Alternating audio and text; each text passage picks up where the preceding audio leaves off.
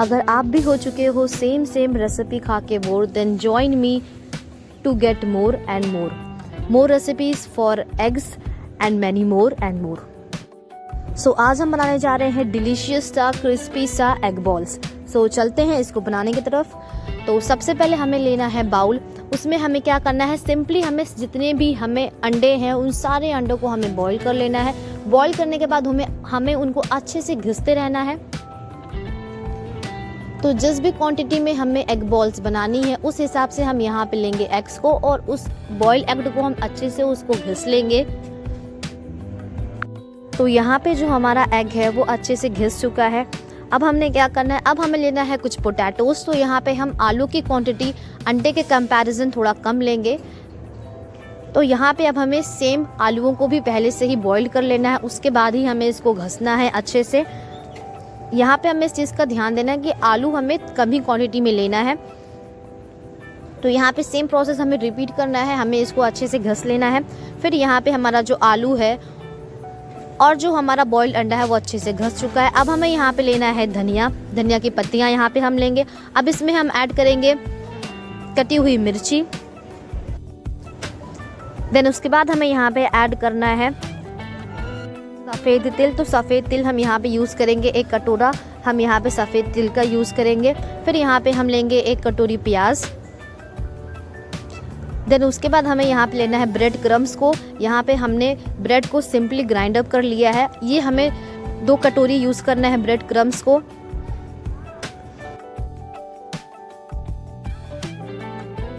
Then उसके बाद हमें यहाँ पे लेना है थोड़ा सा चाट मसाला। फिर यहाँ पे हम लेंगे नमक, 1 टेबल स्पून यहाँ पे हमने नमक लिया है। उसके बाद हमें यहाँ पे मिक्स करना है चिली फ्लेक्स। उसके बाद हमें इसको अच्छे से मिक्सअप करना है। जितने भी इंग्रेडिएंट्स हैं वो सारे अच्छे से हमें मिक्सअप करना है।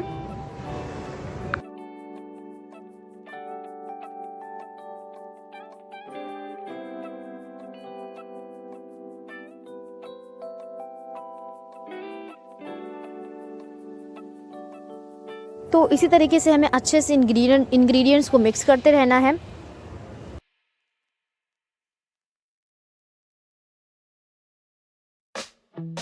फिर हमें लास्ट में यहाँ पे मिक्स करना है चाट मसाला, वो भी घर का बना हुआ। यहाँ पे हमने मिक्स किया है चाट मसाला। तो ये चाट मसाला की रेसिपी मैंने ऑलरेडी शेयर कर रखी है, आप वहाँ पे जाके देख सकते हैं। हमारे वीडियोज़ में चाट मसाला की रेसिपी, फुल रेसिपी हमने शेयर कर रखी है, आप वहाँ से जाके देख सकते हो कि चाट मसाला कैसे बनाते हैं घर पे ही। फिर अब ये हमारा जो प्रोसेस है वो हो गया है कंप्लीट। हमारा जो डो है वो कंप्लीट बन के रेडी हो गया। अब हमें क्या करना है, अब हमें सिंपली बॉल बना लेनी है। तो जिस भी हिसाब से हमें थिन थिक चाहिए, छोटा बड़ा बॉल चाहिए, उस हिसाब से हम यहाँ पे बना लेंगे बॉल्स को। अब इसी तरीके से हमारा जो एग बॉल्स है वो बन के हो जाएगा रेडी। अब ये जो एग बॉल है ये खाने में बहुत ज़्यादा टेस्टी भी लगता है और ये बहुत टेस्टी सा स्नैक्स भी लगता है। इसको हम रमज़ान के टाइम खाएंगे, ये बहुत स्पेशल सा लगेगा। इफ्तार के टाइम बहुत अच्छा लगेगा, और वैसे भी नॉर्मल टाइम इसको हम खाएंगे तो ये बहुत डिलीशियस लगेगा। सो इसी तरीके से यहाँ पे जो हमारा एग बॉल्स है वो बन के हो गया है रेडी।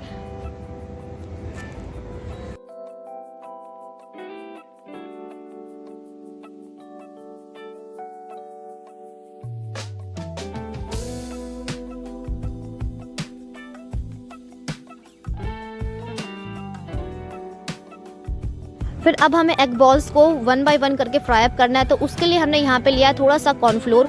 अब हमें एग बॉल्स को 1 बाय 1 करके उसमें डिप करना है। फिर यहाँ पे हमने लिया है ब्रेड क्रम्स, उसमें भी हमें अच्छे से फिर इसको डिप करना है। उसके बाद हमें इसको साइड अप कर देना है। फिर हमें नेक्स्ट भी ऐसे ही सेम प्रोसेस रिपीट करना है। पहले हमें कॉर्नफ्लोर में उसको डिप करना है बॉल को। फिर जब कॉर्नफ्लोर में वो डिप हो जाएगा अच्छे तरीके से, फिर उसको हमें ब्रेड क्रम्स में अच्छे से डिप करना है, अच्छे से मिक्स करना है। यही सेम प्रोसेस हमें रिपीट करना है, उसके बाद ही हमें फ्राई अप करना है। वरना क्या होगा, अगर हम डायरेक्टली फ्राई अप कर भी देंगे मान लीजिए, तो क्या होगा, एग बॉल्स है वो सारे फूटने लगेंगे और अच्छे खासे वो एब्जॉर्ब कर लेगा ऑयल, और फिर वो हमारे लिए अनहेल्दी हो जाएगा। तो इसी तरीके से हमने यहाँ पे सारे एग बॉल्स को रेडी कर दिया है। अब हमें सिंपली उसको फ्राई अप कर देना है। अब हम यहाँ पे फ्राई अप करेंगे एकदम बिंदास हो गई, क्योंकि हमारा एग बॉल है वो फूटने वाला नहीं है बिल्कुल भी, किसी तरीके से भी। अब यहाँ पे हमें 1 बाय 1 करके यहाँ पे अच्छे से हम इसको फ्राई अप कर लेंगे।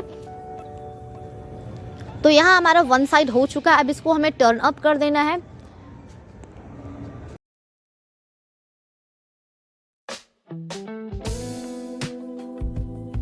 फिर एग बॉल हमारा जब बोथ साइड अच्छे से फ्राई अप हो जाए फिर उसको हमें सिंपली निकाल लेना है। फिर थोड़ा सा एग बॉल हमारा बचा था, उसमें अब अचानक से क्या हुआ कि हमारा जो ब्रेड क्रम्स है वो ख़त्म हो चुका है।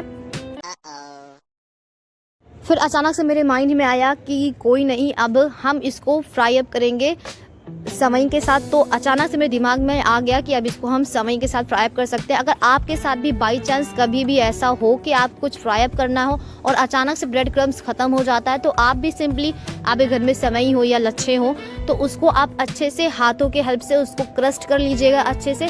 अब कॉर्नफ्लोर के बाद ब्रेड क्रम्स के जगह हम इसको ऐड कर लेंगे सेवई को। इसका जो टेस्ट है वो भी बहुत टेस्टी लगेगा, इससे भी क्रिस्पीनेस जो है वो बनी रहेगी। बस अब हमें सिंपली इसको फ्राई अप कर लेना है। Amazing!